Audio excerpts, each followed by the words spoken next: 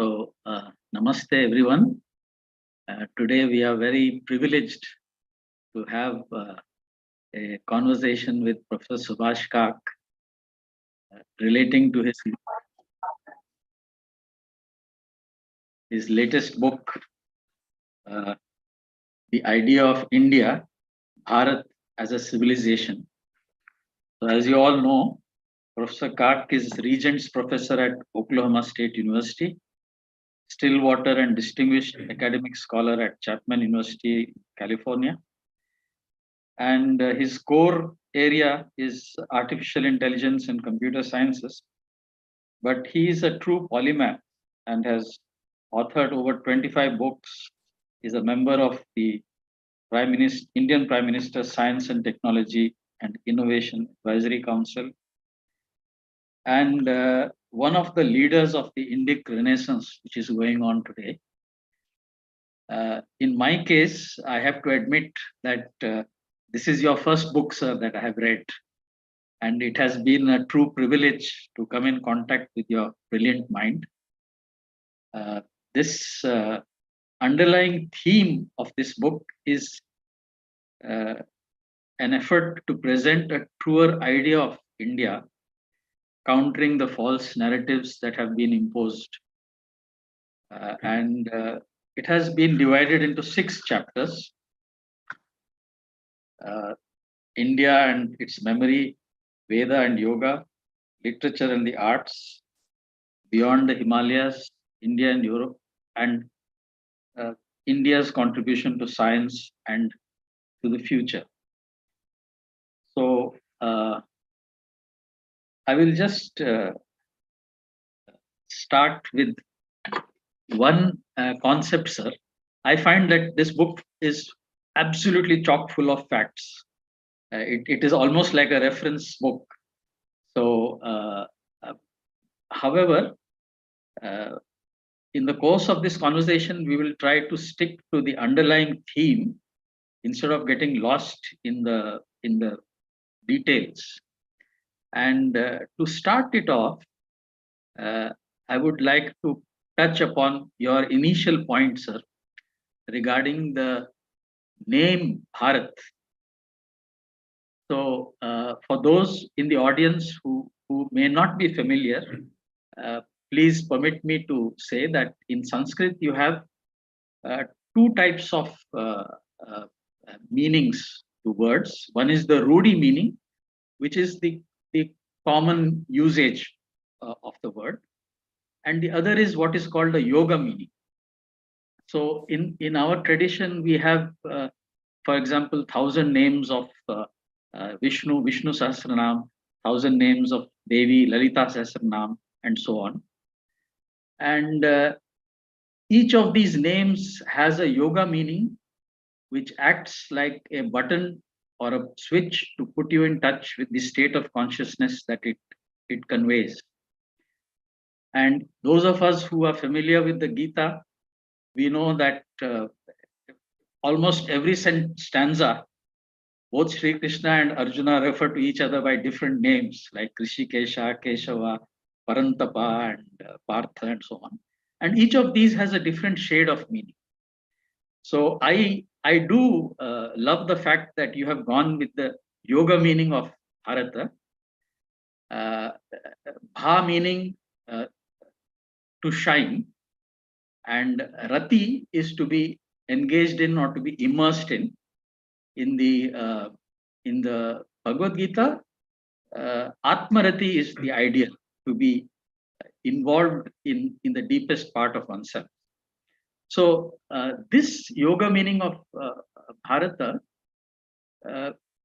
gives it a universal meaning, and at this time when the whole world is unraveling and looking towards us, it opens the possibility of every human being becoming a Bharati, because it is not a question of race or religion or geographical location.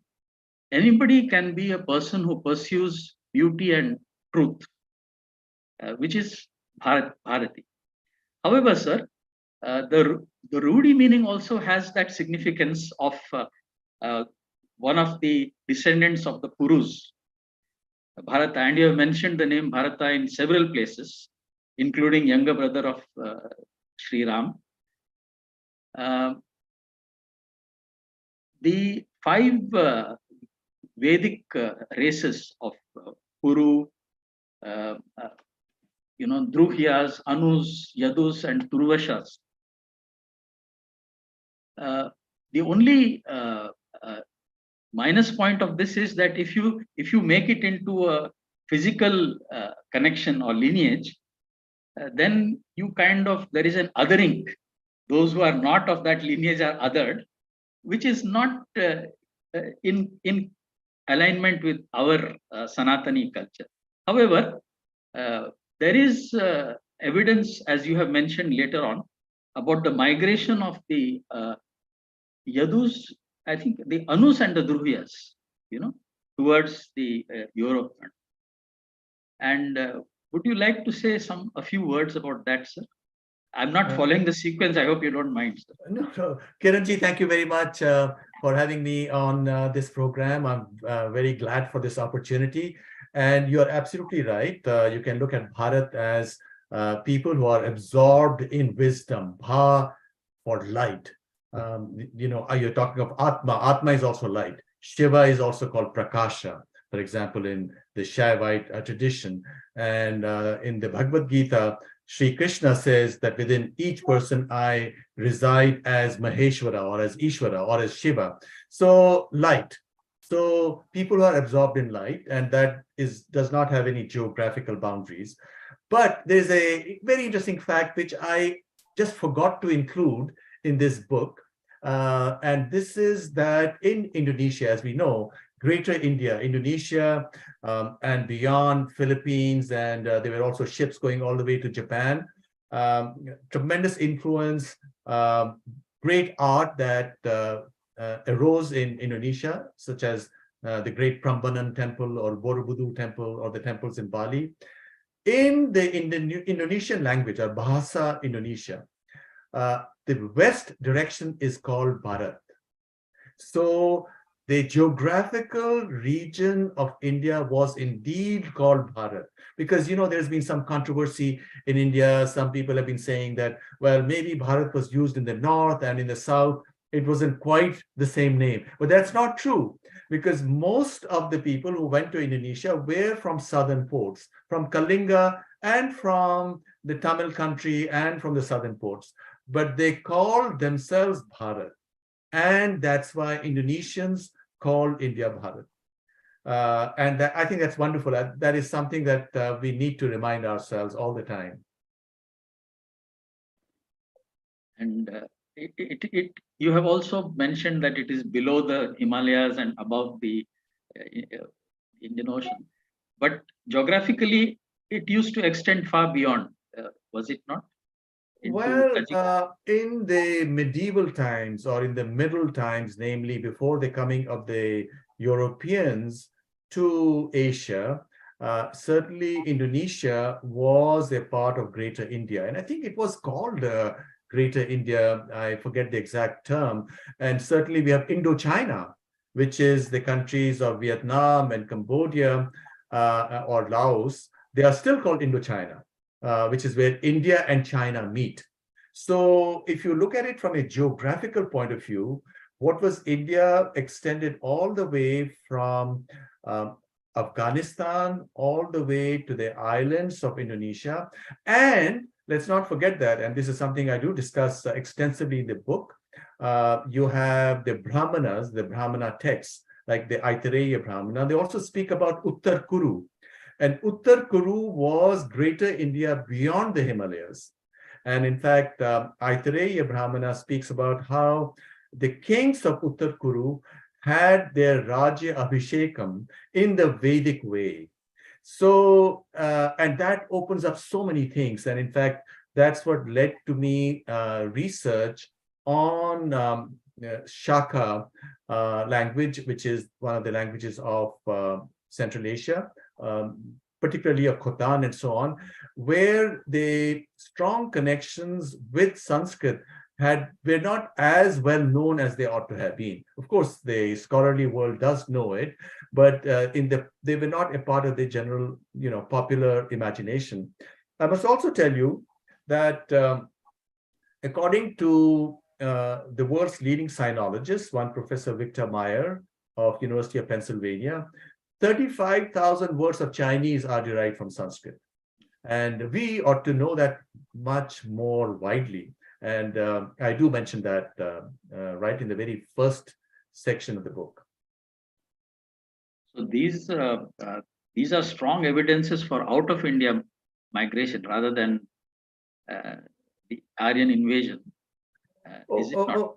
Absolutely. I think without going into prehistory where you have to speculate a lot, right, as to what happened, because we have the whole family of Indo-European languages. How come that there's a large portion of that in India, and then there are also European languages which belong to the same family. But so what I've tried to do, without going into questions of linguistics, which I've discussed elsewhere, language relationships, I've tried to stick to hard facts. We do know, for example, in the Vedas, the Sapta Sindhu region was squarely within India. That's where the suktas, the hymns of the Vedas were seen or were composed. But the later texts, because after the Samhitas come the Brahmanas, the Brahmana text, the prose text. That's where in the Aitareya Brahmana it's stated that now the Vedic customs have also crossed over into Uttar Kuru, because there is no mention of Uttar Kuru in the Vedic text directly. So there is that evidence of how these ideas and the practices are going beyond what was the original core region of Sapta Sindhu. But let me also add here, when we look at it from the perspective of archaeology, that the regions beyond Sapta Sindhu, which is dry, which is where the construction was in brick or stone buildings, mainly brick buildings, that was a part of the Harappan era, which is why that stuff has come down to us. The rest of India was much more wooded, and therefore those constructions are likely not to have lasted to our times. So in other words, it's also, our imagining of how ancient India was is colored partly by what we have received and what has survived based on the climate of different parts of India, because India is a large area, and northwest India, the Sapta Sindhu area, is dry, and there were brick constructions, while, as we know, when the Greeks came to the Mauryas, Megasthenes, they speak about wooden palaces. So the constructions in the rest of India were not necessarily of brick, and that would explain why we don't have as much of stuff. And the point I'm trying to make here is that Sapta Sindhu doesn't really mean that it was actually limited to that region, and it might have been much broader even in the most ancient times. Lakshmiji, would you like to take up something? Thank you, Kiranji and Professor Kak. It's an honor to be interacting with you and hosting you. My questions would all be from the point of view of a layman, because I'm neither a man of science nor into Vedanta or any of the civilization studies. I'm a banker by profession. So please excuse me, some of them come out as raw and unpolished. You covered so many topics in this book, and each of these chapters would probably deserve to be a separate book in themselves. So I'll be asking you some questions that I have on topics that pique my interest and which my intellect could comprehend. One of the things that really interested me in this is you briefly talk about evolution and the Indian idea of evolution from our own text. So I would like to understand from you, how much does the Bharatiya conception of evolution agree with Darwin's theory of evolution, and what more do we have as a civilization to add to that conversation? Okay, you have the Sankhya system, which is a foundation of Vedanta. And in the Sankhya system, we are given 25 tattvas, where how Purush and Prakriti together eventually lead to the mind, the greater mind, the cosmic mind, which is called Mahat. And in the individual, also you have Manas, Mana, Buddhi, and Ahankar. There's this famous stotra by Shankaracharya, which speaks about how I'm not this, I am Shiva within, which is Purush, right? So you have the idea that evolution occurs when consciousness, by interacting with Prakriti, projects itself into a cosmic mind from where emerge the various capacities for movement and for senses, and the tanmatras, which is where the elements, the 5 elements that we have of earth, water, fire, and air, and akasha are residing. Now, of course, you might say, well, this is a large schema. What does it really mean in terms of general narratives? This is evolution at the cosmic level, because the idea within India is Sanatan is a narrative on both the outer cosmos and the inner cosmos. Now, this is a very central point. And therefore, it looks even at questions at how the outer cosmos emerged and what's going to happen to it. And where did it emerge from? By the force of meditation or reflection on oneself, because there is this idea that this Atman, from which the whole outer cosmos has emerged, is also within. I am Atma Brahma. It's one of the Mahavakyas in the Upanishads, that this Atman is the entire cosmos. Now, that you would say, isn't that ridiculous? How is it possible, right? The Atma is as sukshma, as subtle as one can imagine. Well, because Atma is not material. Atma is transcendent. It's para. The body is material. The body goes through various passages and it dies. It must transform. And so the central idea of the Vedas is, and I do discuss that in one of the chapters, is that the whole physical reality has emerged in a whole sequence which starts with the Atma or Brahman, and from there emerges Akasha. From Akasha, which is normally translated into space, from Akasha emerges Vayu. From Vayu emerges Tejas or fire. From fire emerges water, and from water emerges Prithvi. And so there is this whole sequence.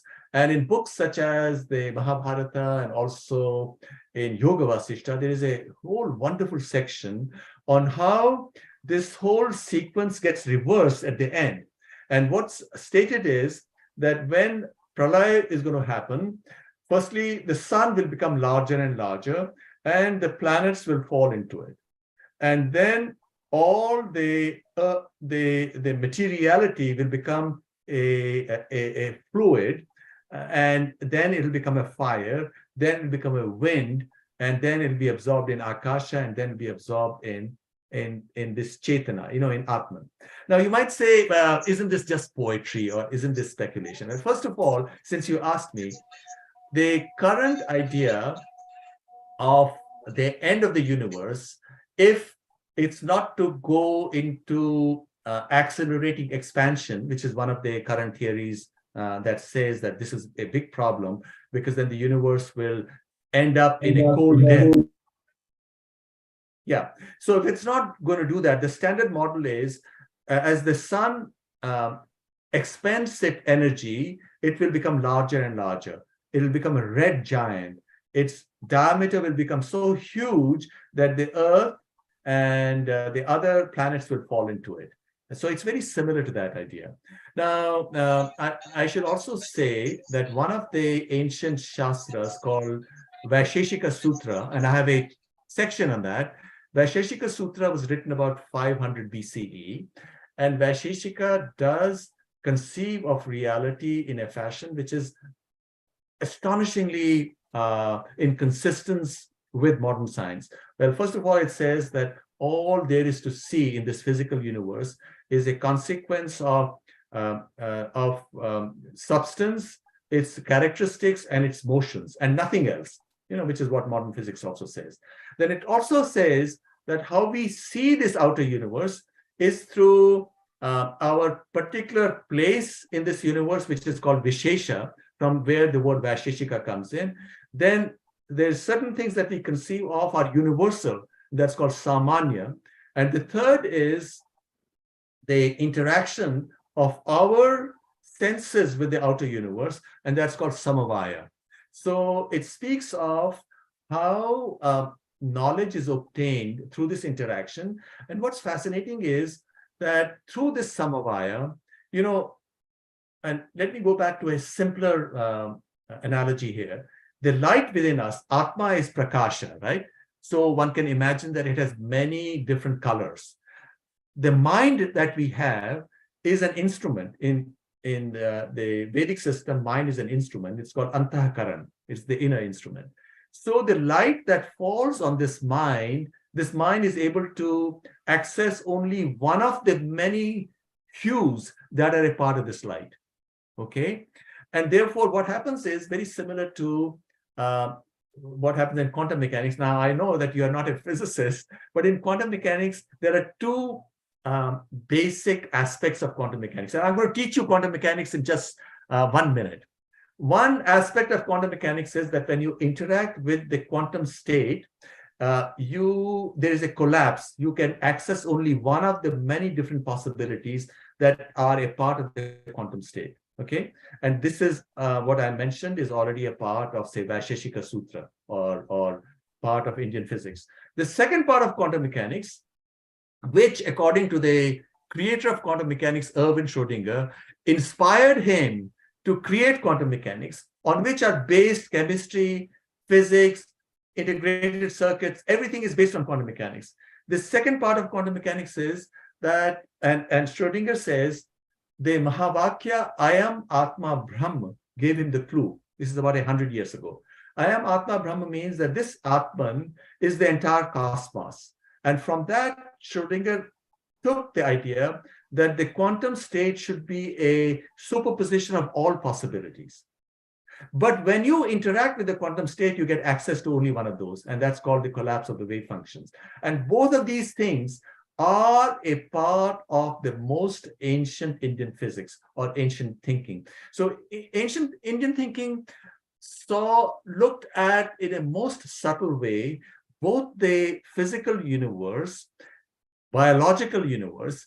There was also this idea, of course, in the Puranas, that there are a total of 8.4 million, 84 lakh yonis, 8.4 million yonis or species, and current estimates do seem to be consistent with that. In fact, I've come across papers which say that there are about 8 to 10 million or 12 million different species on Earth. So now you might say, isn't this bizarre? How could a person have thought of it? And that's where the central idea of the Vedas, which is not generally understood, is that of this equivalence between the Pinda and the Brahmanda, the cell and the cosmos, that we are able to make sense of this universe because consciousness already has the capacity to make sense of the universe. You see that? It's a very subtle idea, but it's an amazing, extraordinary idea. Thank you, and very interesting. Since you mentioned Schrödinger, Subhash Kakji, can I say a few words? No, let the examiners finish their questioning first.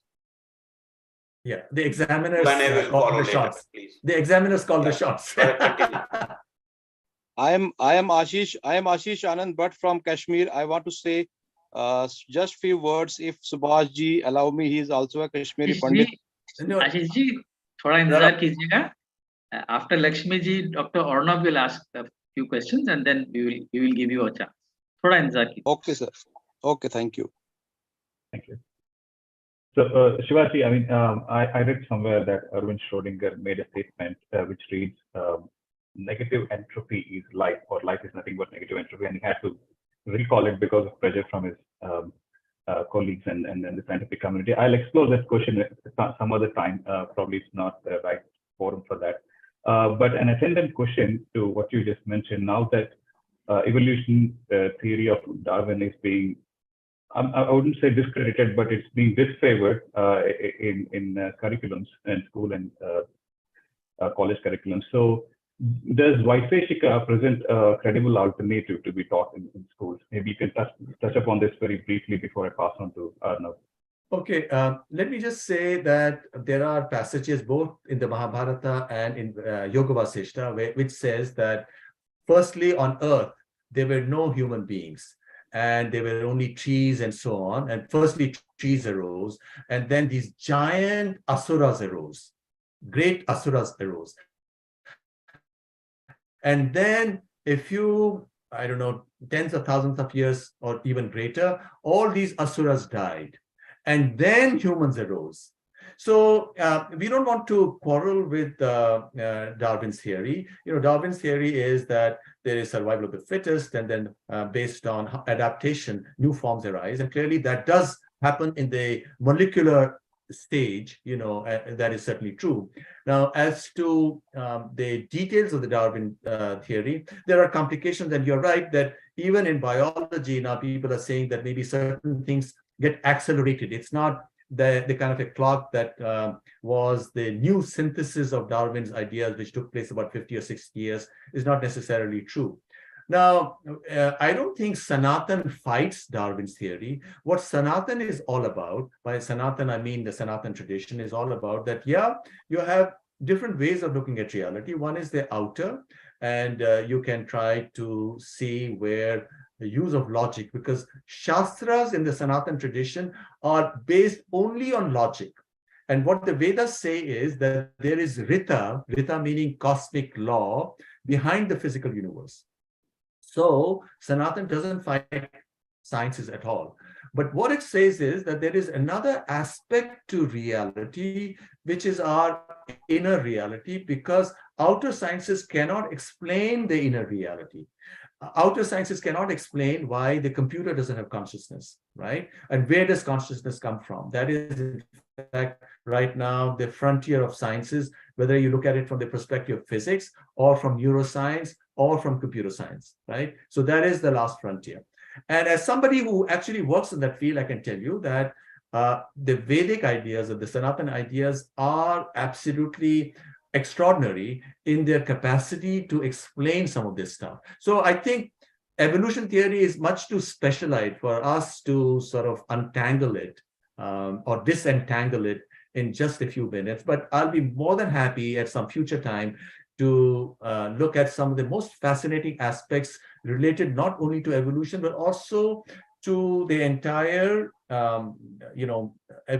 or creation after the Big Bang of the universe and galaxies and so on. And how do we sort of find explanations for that, especially because modern science or modern cosmology has reached a crisis point. It can explain only 0.5% of the visible universe. Did you know that?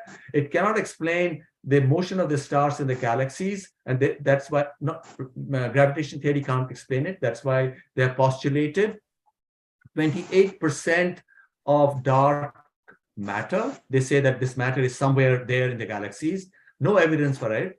It cannot explain why the universe is not only expanding, but its expansion is accelerating. For that, they have to postulate 68% of dark energy. Taken together, that's 96%. And then there is 3.5% of dust between the stars. That's 99.5%. No explanation for any of this. They can only explain 0.5% of the cosmos.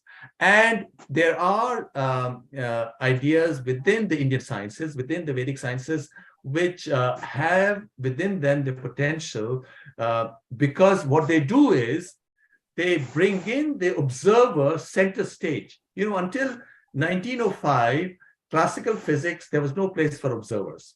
In 1905, with Einstein, observer got a small corner, and physics said, okay, even if two observers are moving with respect to each other, the speed of light doesn't change. And then with quantum mechanics, with Schrodinger and his followers, observer became more important, because when the observer interacts with the physical system, the state of the physical system collapses. I think the time has come for all of these ideas, for the observer to be given a more central place in physics. And some of that research is actually being done at this moment, which will resolve some of these paradoxes that we have in contemporary cosmology and physics and neuroscience. Subhashji, can I say a few words? Just a minute. Let Arnab speak first. Arnabji? Yes, namaskar, Subhashji. So, Subhashji, I am also working in computer science and AI, etc. So, I have one question from that angle. So, you mentioned that Indian theories are very explicit about this ternary logic instead of binary logic, Satya, Raja, Tama, and all of this. There are different things that work in this three-dimension space instead of the binary world that we believe in, I mean, or the computer science binary world believes. So now one thing is that you also mentioned that this helps to explain many things probably much more easily in a ternary world than a binary world. But if you can please expand on that answer of ternary versus binary. Oh, absolutely. Ternary is logic with three inputs, decision making based on three inputs. And in fact, there is a mathematical theorem which says that if you look at integers, then three-way logic is superior to two-way logic. And in fact, known for many years, and in the 1970s, they even tried to build computers based on three-way gates because they thought they would be more efficient. But then by that time, the electronic circuitry was already frozen into supporting binary logic, and therefore those projects were abandoned. Okay, now if you look at Ayurveda, for example, that is based on ternary logic. You have three doshas, and ternary logic makes it possible for you to look at the body as an ecological system, and body is an ecological system, right? You can't only look at symptoms. You can look at symptoms if there is a crisis. And that's when you must use binary logic, right? Somebody is acutely ill, you have to deal with those symptoms. And that's what allopathy is all about. Western medicine, allopathy means treatment of symptoms.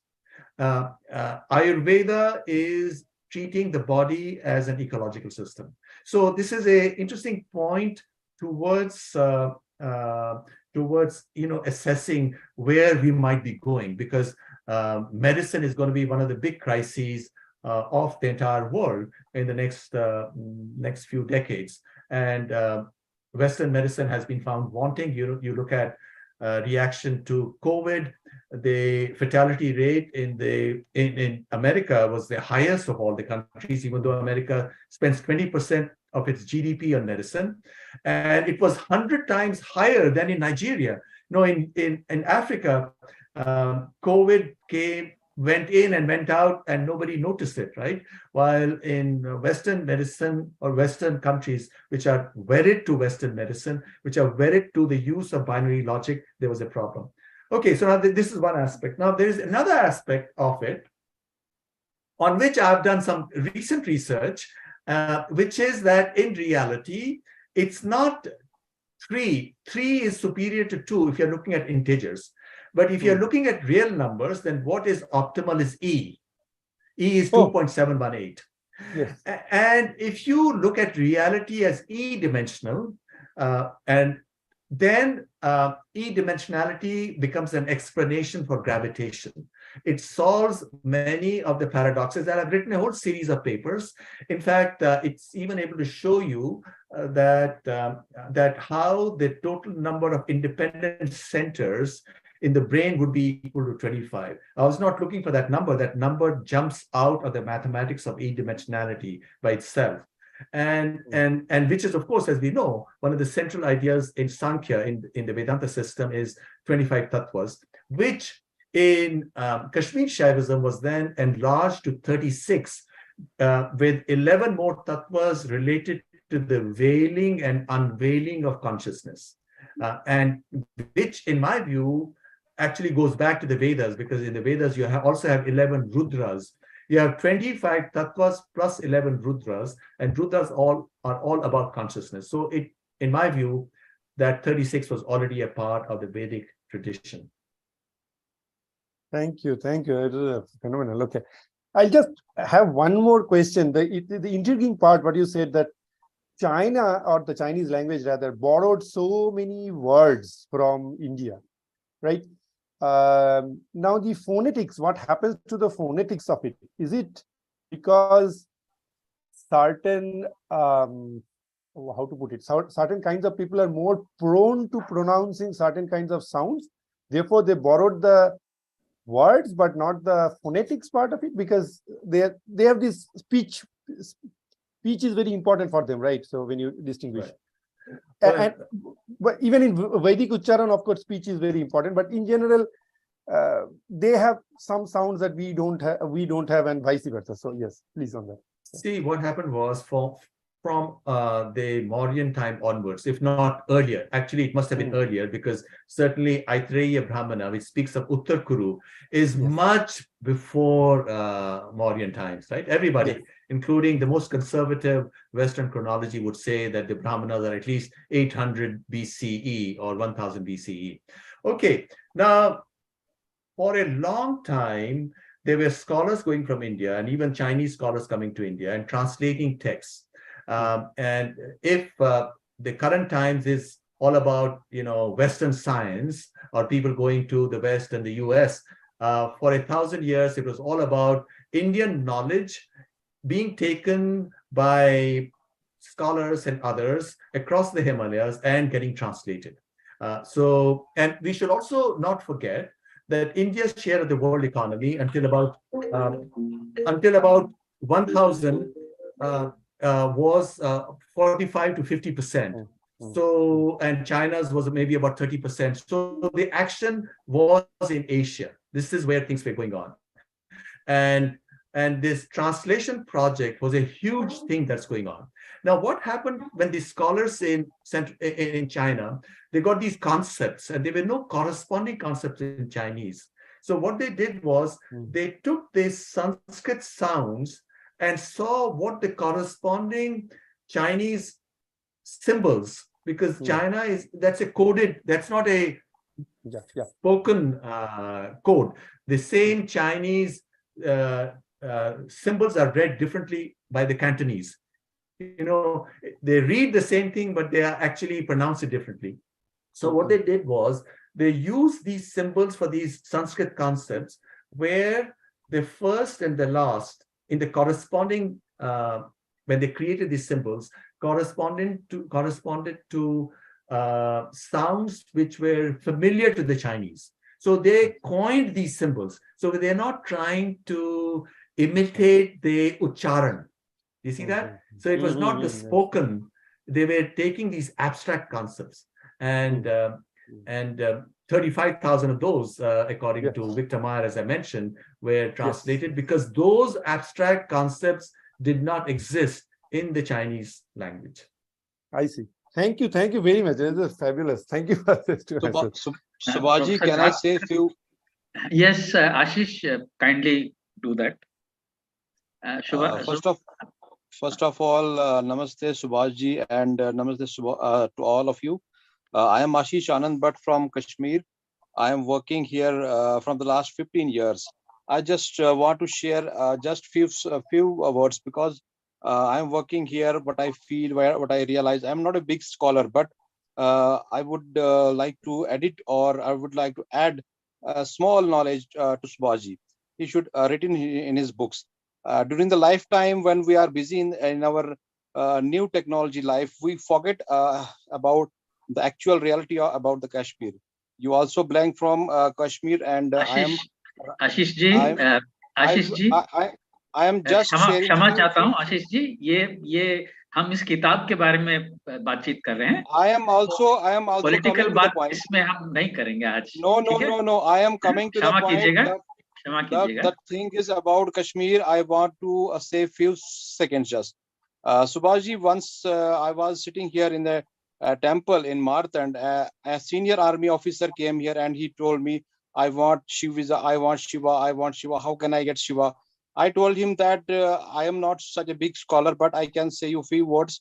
If you want Shiva, Shiva is in every content of the Kashmir, and in every content, in every place, either it is air, water, either it is snow or everything, plants, soil. So Shiva is everything, everywhere. Ashish, please ask the question. So Please ask the question. What is your question, Ashish? I am just giving just few seconds. Yeah, we are because running, when we are talking about the Indian civilization, we are speaking. I am just sharing few seconds with Spaji because it's very important. What's the value of Kashmir with regards to the contents of our civilization, which we have forget. What is the power of Kashmir? एक line में थोड़ा what is the खत्म power कर of? दीजिएगा. थोड़ा समय. बस मैं एक खत्म लाइन कर में रहा हूँ बोल sir. दीजिए. And I told him that if you want this cosmic energy, if you want this all the things of Shivaism, you have to live minimum 10 years in Kashmir and you will get everything. And if you live more than 10 years, you will become itself a Shiva in Kashmir. I'm not a big scholar, but I can say you in my just few experience what is the value of Kashmir. As Subhaji is also from the Kashmir, he can more explain you about this. But I am just sharing about my words. What is the value of you? You have to read about the Vedas. But if you live in Kashmir, you will itself become a powerful person of the spiritual powerful. That is the value of Kashmir. That is the related to the in our civilization of our Indian culture civilization and Sanatan civilization, which we have forget. And the people living outside in the world. धन्यवाद आशीष Ashish ji. we got the point. We got the point. Thank you very much for the comment. Thank you, sir. Kamlesh ji, आपने शुरू में कुछ पूछा था ना, आप पूछेगा, उसके बाद में हम आएंगे. कमलेश जी, आप हैं इधर? हाँ, मेरी हाँ जी, हाँ. अब आपकी बारी आ गई, आप बोलिएगा. अच्छा, am I audible? Yes, I can hear you. Yes. Okay. Now that I understand, you are going within the book, right? So the question is, Carl Sagan and many of these other people, they are talking about this expansion, Big Bang and expansion, as you also mentioned. There is one segment by Carl Sagan book in the book. He says that it is oscillating universe. So oscillating somewhere it reduces the size. It is swallowed by black holes or something, and then it comes back. So, and it is the same as in civilization, peaks and decline. Same thing in oscillating universe. And he jokingly he said that it is my preference is not for expanding and then ending. My preference is that I will be part of the oscillating universe. So now, the Vedic concept of that this kalpa will end and a new kalpa will start, right? Does that tally with that oscillation? Peaks and declines. Okay. Yeah. Life here ends somewhere between and life ends. Kamlesh, I get it. I get your question. And really your question is about what are the current cosmological theories. And the current cosmology and theory is that there was a Big Bang and the explosion and the universe started. Initially, it was all energy. Then this energy congealed and objects formed, stars formed, etc., etc. But now, as I mentioned in my earlier remarks, there is a complication because they have discovered that about 4 billion years ago, the expansion began to accelerate, which is the reason why they have postulated this dark energy for which there is no evidence. And but if you give a more central role to the observer, you can modify some of these theories then this difficulty goes away and you don't have to postulate dark matter and dark energy. And then you go back to the earlier cosmological model that at some point, when the energy of the explosion is spent, the universe will again start to shrink and it'll go back into a singularity. And that's what will continue, which is sort of similar to the ideas in Indian descriptions about reality. You know, you have different kalpas, you have the day of Brahma and the night of Brahma and so on. So broadly speaking, but I think we should not look too much into detailed physics. You know, these are general broad ideas that we have in the Vedic texts and the Shastras, which seem to conform with what we have found in modern science. And they seem to conform because they were arrived at by using reasoning. You know, reasoning is given the greatest importance. And as I mentioned earlier, the Vedic traditions insist that the outer reality is governed by Rita. Rita means cosmic laws. So there's no place for, you know, miracles happening in reality. There are laws. I must also say something very, very interesting. In quantum mechanics, the question has been asked, if consciousness is apart from physical reality, if the observer is separate from physical reality, right? If the observer or consciousness is not made of time and space and matter, right? Then how can they two interact with each other, right? How can consciousness influence matter if they are of different kind, right? You can influence matter only if you are matter, right? How can the mind influence matter? And my late friend, the great Indian physicist from Kerala, George Sudarshan, wrote a paper on it in the 1970s. And the title of the paper, along with a student named Misra, the title of the paper was The Quantum Zeno Effect, where he showed that the observer, just by the act of observation without expending any energy, can control the quantum state. You know, you have a physical system, you don't have to expend energy to control it if you just observe it in a particular way. And he called it the quantum Zeno effect. Now, what's fascinating is that the quantum Zeno effect is already a part of the Vedantic tradition. This question was asked in Vedanta: how does the deity, how does the Devata, for example, or Atman influence, or Shiva influence physical reality, right? That's a question. And the answer was what is called the Drishti Srishti Vada.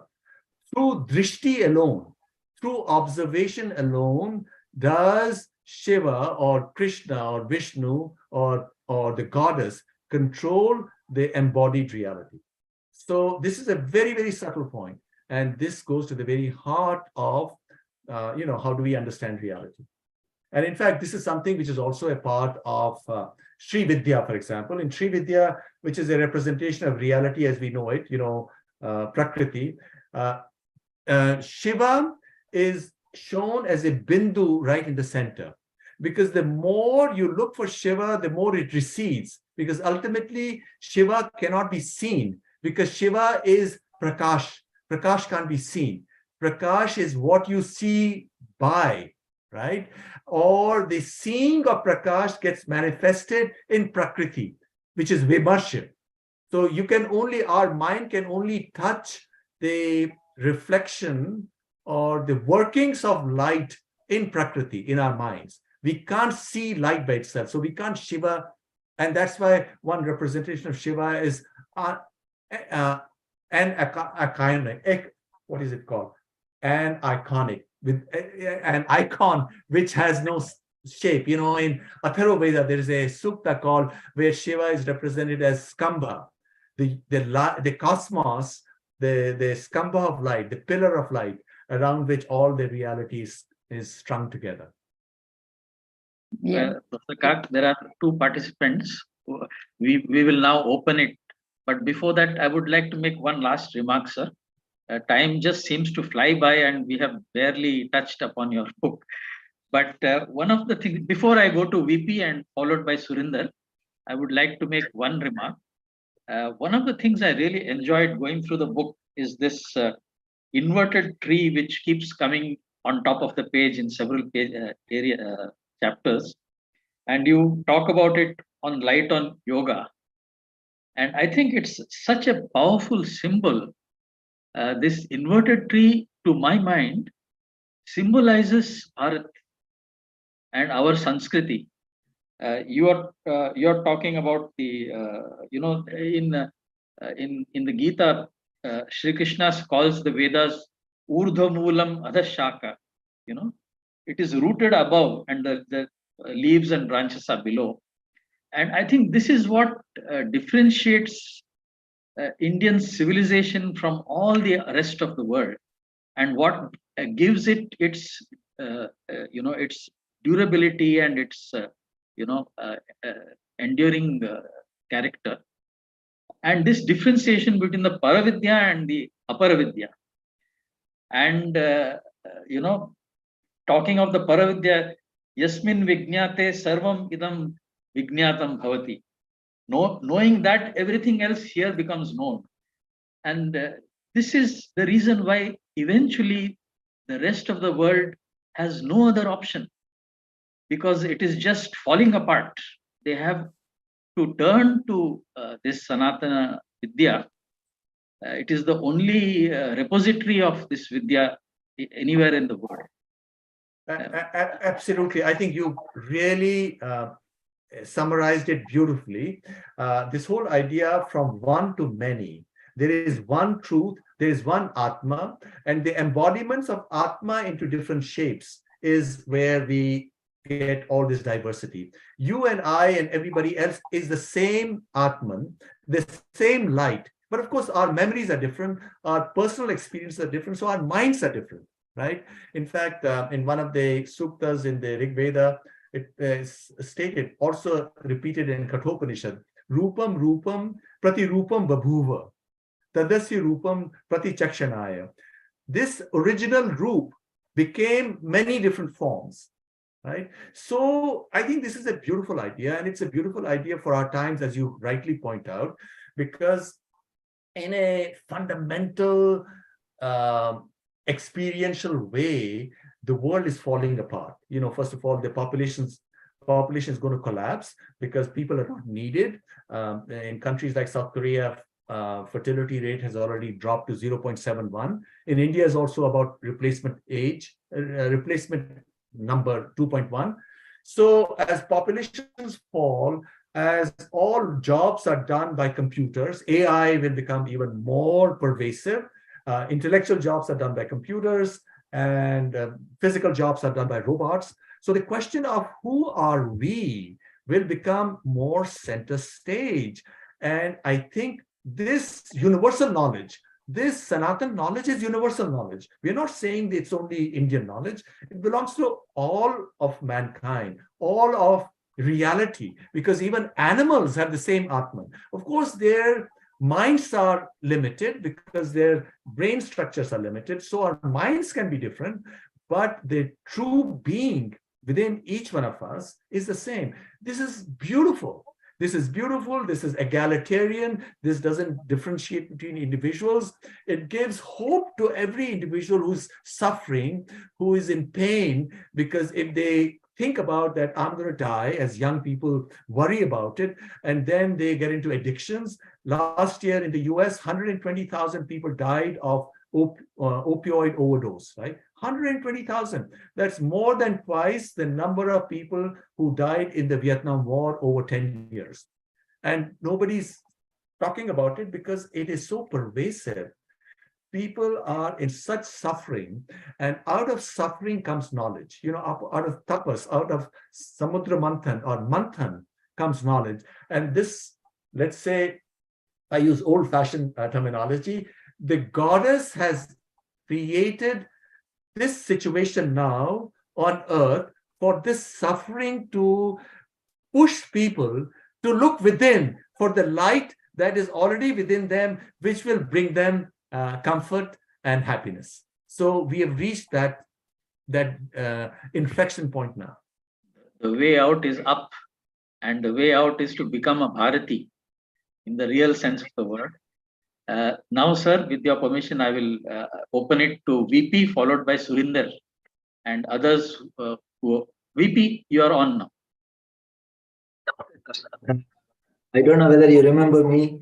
When you visited IISc Bangalore, we had hosted you on the platform called Prastuta. Yes. And also I was fortunate to meet your student, Amit, just about 4 months back. I don't want to take more time. I want to ask you one question. Can you define Ananta? That is something that's bothering me a lot. I work as an associate professor in TU Delft in the Netherlands. So I'm calling from Netherlands. So one is the Ananta. And the second thing is that why not consciousness cannot be conscious of itself if there is something separate which is called consciousness. So according to me, it is going to be the same. It is all pervasive. Just want to bring Shankara's, I think from Aprokshanubhuti, when he talks about that the cloud that avoids us seeing the sun is seen by us merely because of the sun himself. So if we can understand that, whether my interpretation of consciousness is going to be okay or not, that's one. And this first one I asked you is about Ananta. Sorry, thank you. Ananta, infinity, right? Ananta as infinite, because consciousness or Atma is not material, so it is infinite. You can't reach it. I think the whole idea of infinity emerges from this central notion that Atman is not material. It's para, it's transcendent, right? And this transcendence will be projected on the ground of materiality, which is our mind, in as many number of ways as you can imagine. So that's where infinity comes in from. Now, when you speak about can consciousness recognize itself, we are using words which work in the domain of the mind. And in the domain of the mind, words are of limited power and energy because they are in the world of apara. And apara is associated with paroksha, with paradox, with things which are hidden. So clearly, you cannot, if you wanted to axiomatize consciousness, you'll have problems. Why? Because you're using the language of finitude, of finiteness, to speak about something which is not finite. So I think I did address both of these things, and you're absolutely right. That beautiful idea of how we perceive the absence of consciousness through the cloud, which is obscuring it, which is also giving it that light, and which is indeed true. And in fact, if you go to Tattva Bodha of Shankaracharya once again, the Atman illuminates all the tattvas. The Atman is closest to Akasha, but the Atman does filter through the manas, the ahankar, the buddhi, to the various indriyas. So you can also study them through the else. But you have these 5 koshas. You have the Annamaya kosha, which is your body.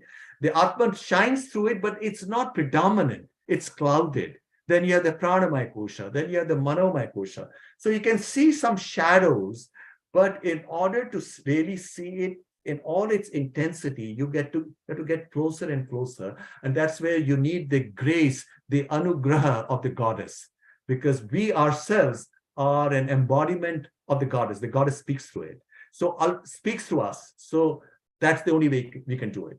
I know I should not take more time, but just a supplementary question. Ananta and infinity are the language. I'm talking about Ananta as being perceived by our sages, rishis, and the infinity that we are used to from our textbooks. So are they same according to you, or it's different? Well, when you are talking of textbooks, you are talking of set theory. So that is, of course, a very limited conception. We are talking of objects. While Ananta, when we talk of sages, we are talking not just of objects, but we are also talking of the perceiver, of the subject. So that is clearly a much broader idea. Okay. Thank you, VP. Surinder, sir, you Yeah. wanted to ask something? Namaskar, this is Surinder Dar from Atlanta.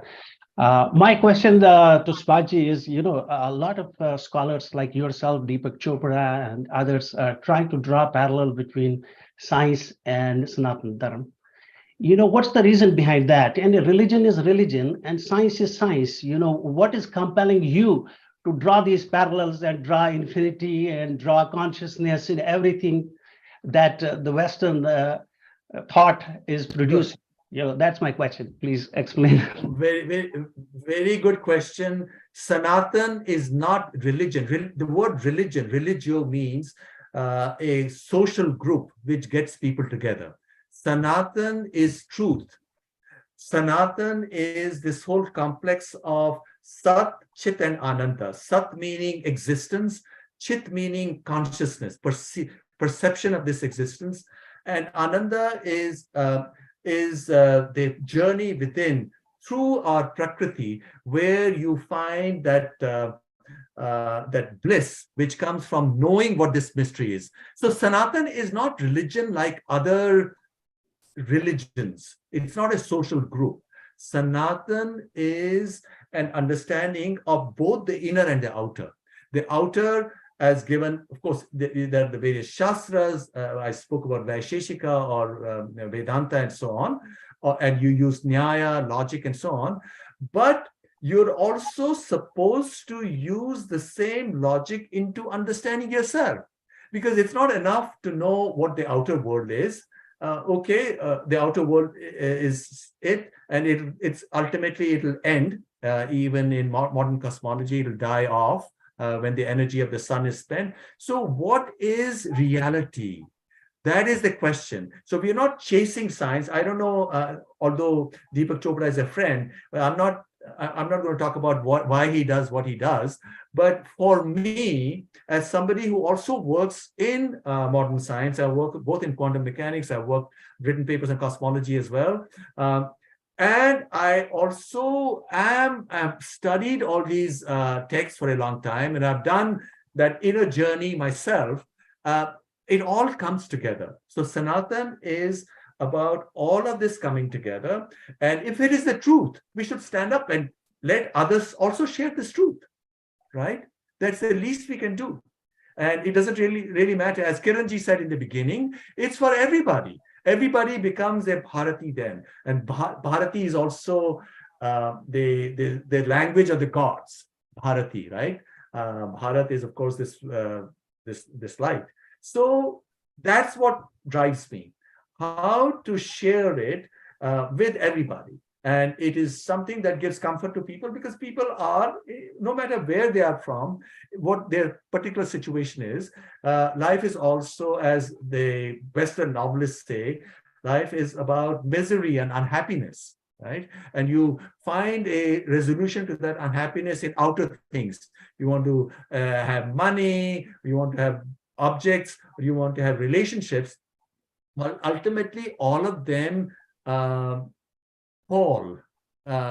become a source of unhappiness in themselves, no matter what that relationship is. So what is that knowledge which is able to take us away from this suffering? And in fact, the great German philosopher,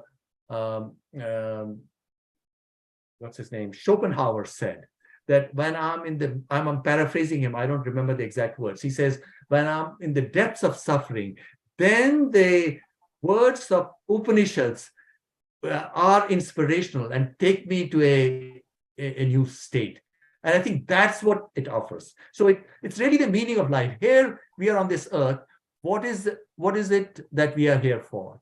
And what is it that can take us from our unhappiness and suffering to a point where we feel fulfilled, where we are not feeling apart, where we are one with this seer within us. You know, the great image in Kathopanishad or in the Bhagavad Gita of Krishna as the charioteer and Arjuna, Krishna as and the Arjuna being, and the horses being pulled by the senses, which are the senses. So that is the image of us. We have the Sakshi within us.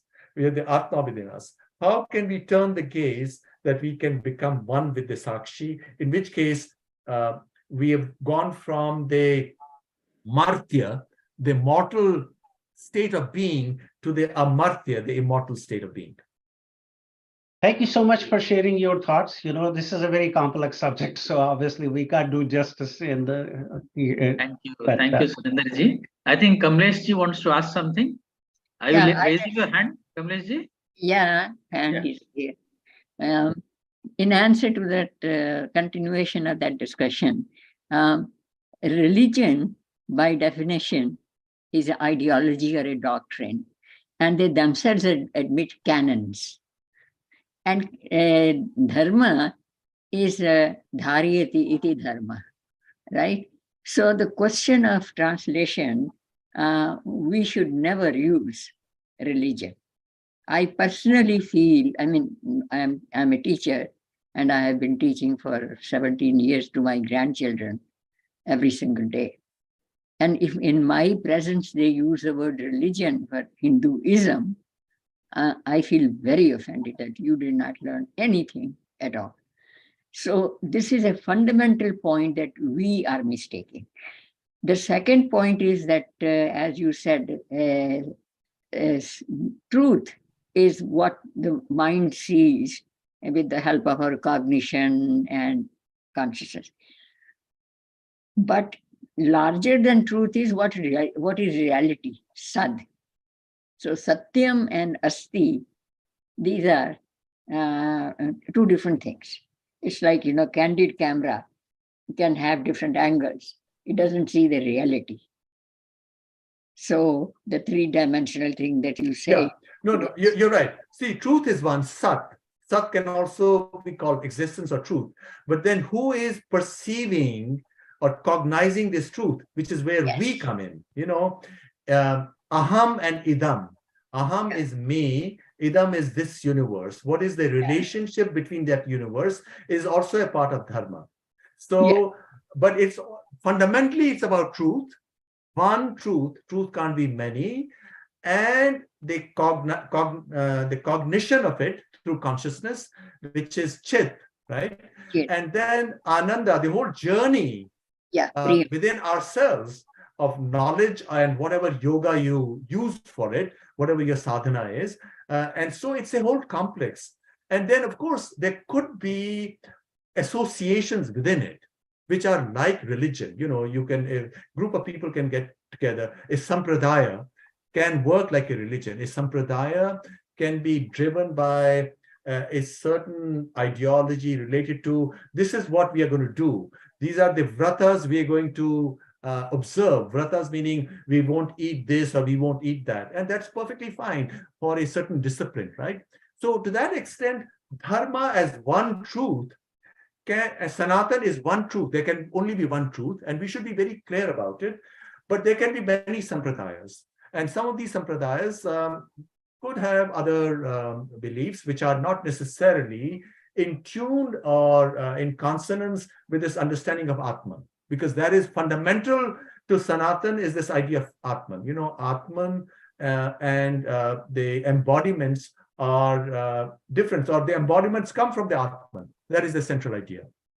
So given this, then we can find room for everybody. Under this Sanatan umbrella, everybody can be there, because Sanatan is like a ladder which goes up into the skies, if one way to use that image. And people in their personal journey can be on different steps on that ladder. And there are some steps, as a child, you might say, well, there is no Atma, which is perfectly fine, right? Because a child must go through his or her own search to come to the paradoxes which any ideology will take you to, and then transcend those paradoxes, which is where you become free, you get mukti or moksha from what had held you back earlier on. So moksha is really in this life, or the end of this karmic chain. What is the law of karma is that we are bound by reactions. We are like pashus. In fact, there is a statement in one of the Rig Veda, in one of the hymns in the Rig Veda, that pashus are of two kinds, dvipadas and chatushpadas, bipeds and quadrupeds. So humans are also pashus. Until such time, they see the Shiva within themselves. Shiva is Pashupati, frees them from the pashas, the bonds, which hold them to their instincts, to their, conditioned self. So we have to, this is a very deep point, because, people ask me, what is AI going to do? Well, AI is also going to reveal to each one of us that the way we live our lives normally is like that of a pashu. And therefore, there is this potential, which is what Sanatan gives you, of transcending that. And there are all these sadhanas, which yoga gives us. And yoga is really what lived Sanatan is. And as we know, yoga is already all across the world, in all corners of the world, people are embracing it. So they are embracing Sanatan without being aware of what is that they are embracing. So there is a revolution taking place all across the world right now. And I'm hoping that this book will help people sort of see some dimensions of this revolution. Yeah, but again, coming back to religion, part cannot be equal to the whole. So if Sanatan as a whole can include that part, but the part asserts that we are the whole. Right. So ideology, doctrine, that is not Sanatan Dharma. True. Of course, yeah. And communism as an ideology is not Sanatan Dharma. Absolutely. So Subhashji, Arnab needs, he wants to ask a question. Arnab, no. I mean, it is very interesting that you mentioned AI. I mean, this is basically because you don't see a person so good in both computer science and the Sanatan Dharma. You are one. So I cannot help asking you this question. So one of the things is that the belief right now is that AI systems are becoming so powerful that we are left pondering what is there for humans that the AI systems will not achieve. The one answer to that, probably you hinted, is that consciousness, right? So human beings are conscious, and AI systems can probably never become conscious. So if you please elaborate on this point. I mean, you touched upon it, but I think this is very interesting for everybody who is in the modern world as well. Yes. Oh, absolutely. There have been discussions organized by DARPA through SRI, and I've been a part of that in the US as well, whether computers of the future will be conscious, not necessarily 10 years, maybe 100 years, 1,000 years. And I say never. Computers will never be conscious for fundamental reasons, reasons that it transcends, it's the light and so on, but that's more poetic. But there are scientific reasons also, and I've written papers on it. Journal of AI and Consciousness, a paper called The Limits of Machine Consciousness, for example, which you can look up. But while accepting that, the more significant point that you are alluding to is, what will AI do to human society? Even if AI does not become conscious, AI will replace humans at literally all tasks, excepting those where creativity is required.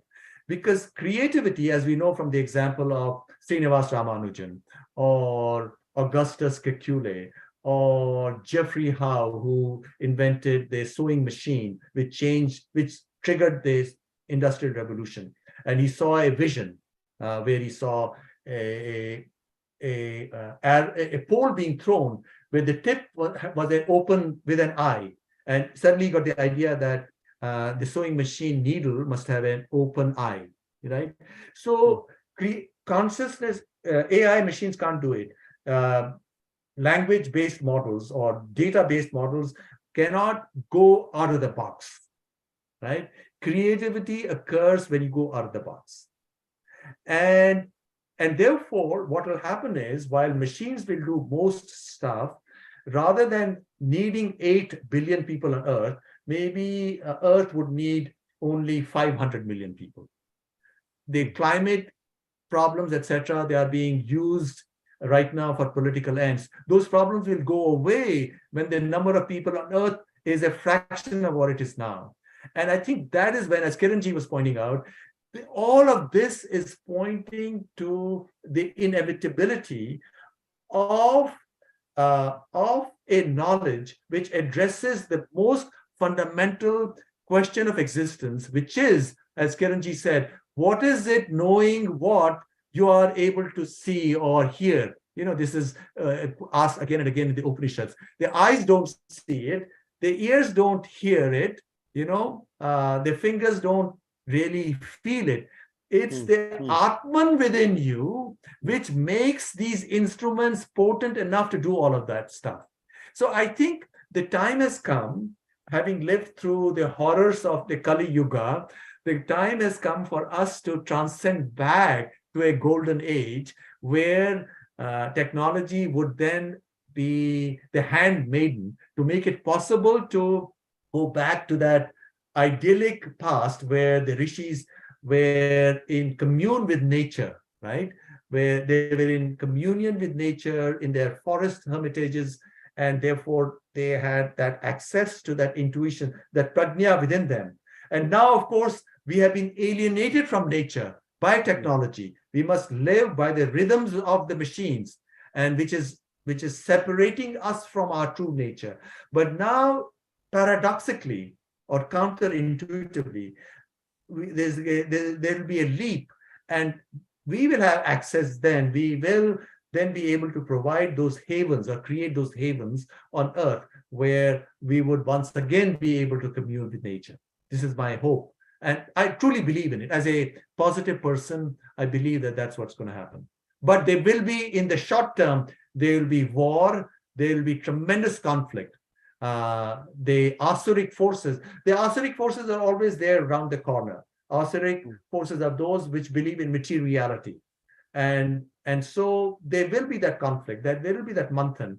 And I'm hoping that discussions like this one will encourage people to have that manthan within them, to latch on to all the gifts which emerge from that manthan. You know, from that Samudra Manthan emerged all the gifts, right? The nectar of immortality also emerged from that manthan. And so I think, I'm hoping that that's what will happen. Thank you so much. Thank you so much. Thank you so much, Professor Kak. And I really hope that all of us who have participated will go and pick up a copy of this book.